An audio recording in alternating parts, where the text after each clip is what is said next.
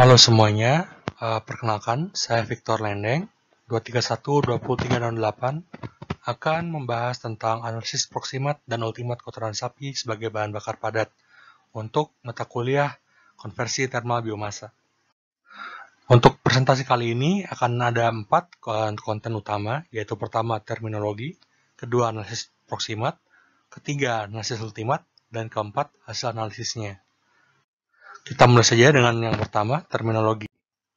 Nah, pertama kita akan menjelaskan saya akan menjelaskan apa itu analisis proximat dan apa itu analisis ultimat. Analisis proximat adalah jenis analisis yang menganalisis, mengidentifikasi, dan menggolongkan perkiraan material yang menjadi komposisi suatu benda. Analisis proximat yang terkait dengan mata kuliah ini adalah analisis batubara. Analisis proximat untuk batubara terdiri dari 4 macam analisis: voltameter, ash content, moisture content, dan fixed carbon. Sementara untuk analisis ultimat adalah jenis analisis yang mengidentifikasi dan menganalisis komposisi elemen dari suatu material, yang memberikan informasi tentang atom atau elemen apa saja yang menjadi suatu komponen material dan berapa jumlahnya. Nah, untuk jenis-jenis dari analisis proximat sendiri, seperti yang sudah dijelaskan, akan saya jelaskan lebih detail. Untuk voltameter adalah zat terbang saat biomasa atau batubara keluar atau dilepaskan ketika biomasa tersebut dipanaskan. Lalu untuk abu atau ash adalah padatan residu inorganik sisa pembakaran biomasa.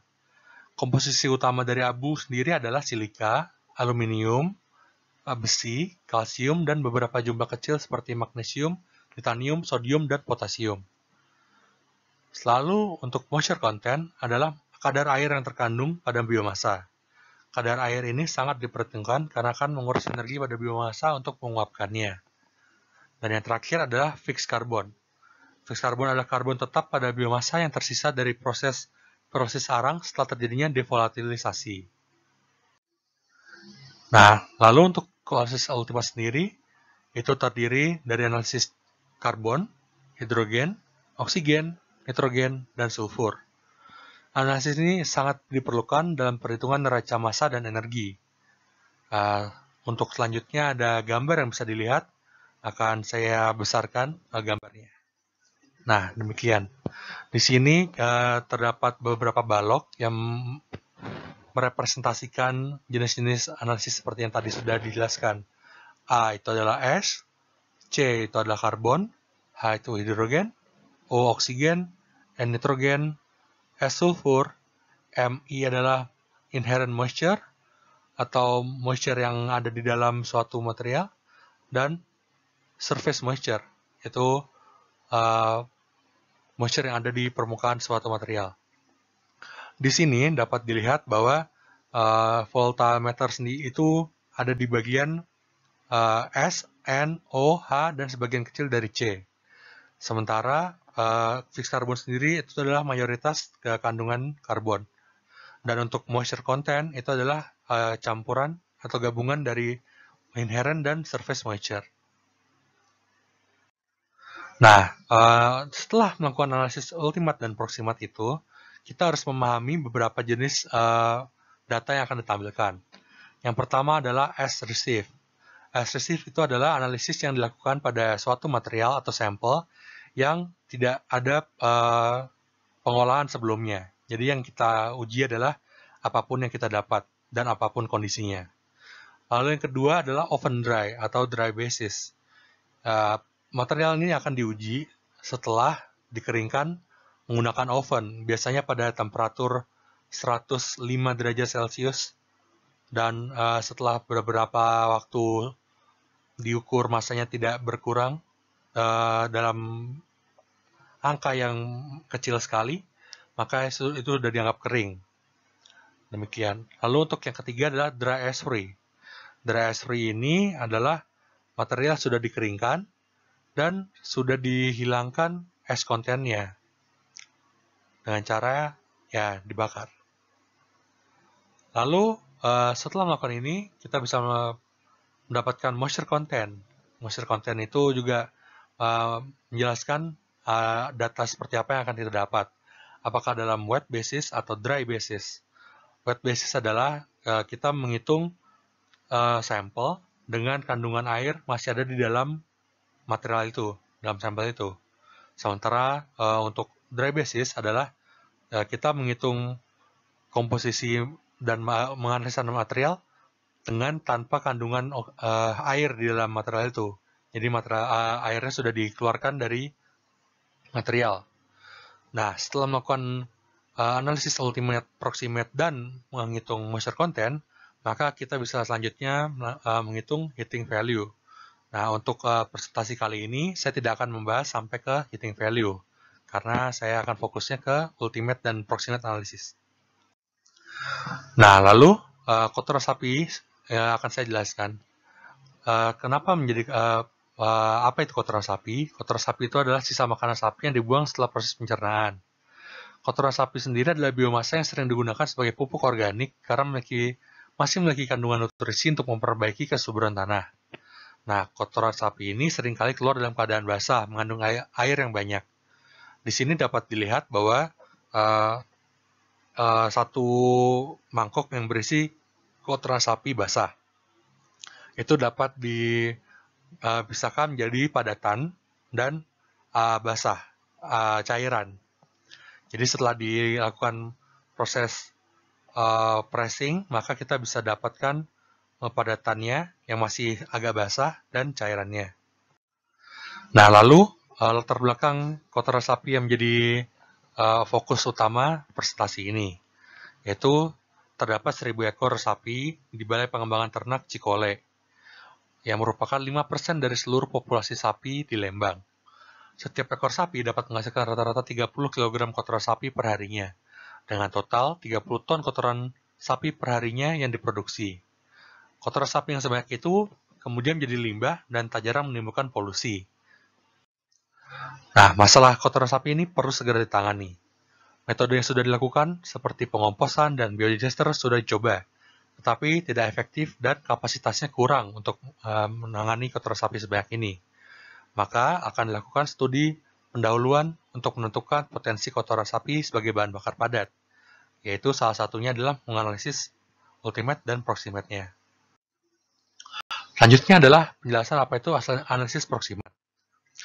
Analisis proximate sendiri, seperti yang sudah dapat dilihat pada gambar yang tadi maupun gambar yang sekarang, itu bisa dijelaskan sebagai berikut, bisa sebagai as receive, air dry basis, atau dry basis. Di sini membedakan adalah as receive dan air dry basis itu adalah kehilangan surface moisture-nya. Sementara perbedaan dari air dry basis dan dry basis itu kehilangan inherent moisture-nya. Jadi ini untuk masalah terminologi dari hasil data yang akan nanti ditampilkan. Sementara fixed carbon, voltmeter, dan S seperti yang tadi sudah saya jelaskan itu tetap sama. Nah, di sini untuk melakukan analisis proximate diperlukan standar yang menjadi acuan pengujian. Standar yang dipakai bisa mengacu ke ASTM maupun ISO. Standar tiap analisis dapat dilihat sebagai berikut.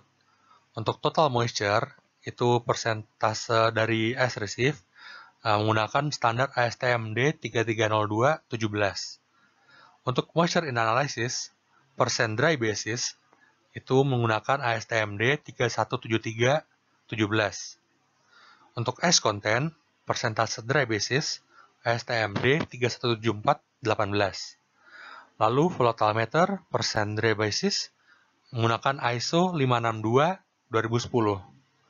Dan yang terakhir untuk fixed carbon, persentase dry basis, menggunakan ASTM D3172-13. Nah, lalu untuk analisis ultimate. Analisis ultimate itu juga memiliki berbagai macam cara untuk ditampilkan, as receive, air dry basis, oven dry basis, dan juga dry and as free basis. Di sini, lagi-lagi perbedaannya dari as receive ke air dry basis adalah kehilangan surface moisture. Sementara dari air dry basis ke oven dry basis, itu kehilangan inherent moisture-nya. Nah, setelah itu, dari oven dry basis menjadi dry and ash free basis, maka kehilangan ash content-nya. Nah, di sini dapat dilihat bagaimana cara untuk mendapatkan mode yang sudah saya jelaskan. Untuk air dry basis itu kesetimbangan dengan kelembapan udara. Lalu untuk oven dry basis itu hasil pengeringan dengan oven 110 derajat Celcius. Sementara untuk dry dan ice free basis itu setelah dari oven dry basis dan disisihkan nilai kadar abunya. Untuk analisis ultimate, diperlukan standar juga yang menjadi acuan pengujian. Nah, standar tiap analisis juga dapat dilihat sebagai berikut. Untuk karbon, persen dry basis, menggunakan ASTMD 537316. Untuk hidrogen, persentase dry basis, ASTMD 537316. Untuk oksigen, persentase dry basis, menggunakan ASTMD 317616. Untuk nitrogen, persentase dry basis, ASTMD 5537316. Dan untuk sulfur, persentase dry basis, ASTMD 423917. Nah, setelah ini akan saya tampilkan hasil analisis baik proximat dan ultimat dari kotoran sapi. Jadi, berikut adalah hasilnya yang didapat. Untuk analisis proximat, dapat dilihat bahwa total moisture-nya yaitu 76,1%. Lalu untuk moisture and analysis, ini maksudnya adalah dry basis ya. Jadi sudah oven dried maksudnya. Itu 10,7%. Lalu ash content-nya adalah 13,8%. Voltmeternya 58,1%. Dan fixed karbonnya 17,3%. Sementara untuk hasil analisis ultimatnya, dari karbon 36,83%, hidrogen 7,38%, nitrogen 1,89%, oksigen 39,93%, dan sulfur 0,13%. Sekian presentasi saya. Terima kasih atas perhatiannya. Untuk kesimpulan, sementara ini yang bisa kita lihat adalah untuk kotoran sapi ini memiliki potensi sebagai bahan bakar.